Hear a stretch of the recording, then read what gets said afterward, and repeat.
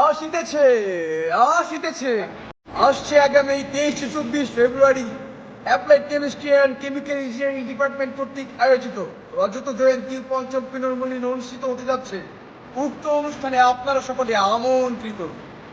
পণ্ডিত রসায়ন ও কেমিক্যাল বিভাগ ইসলাম বিশ্ববিদ্যালয় কর্তৃক আয়োজিত আগামী 23 ও 24 ফেব্রুয়ারি বিভাগের রজত জয়ন্তী অনুষ্ঠানের আমি আহ্বায়ক এবং বিভাগের সম্মানিত সভাপতি হিসাবে এই অনুষ্ঠানের সকলকে আসার জন্য এবং রেজিস্ট্রেশন করার জন্য অনুরোধ জানাচ্ছি।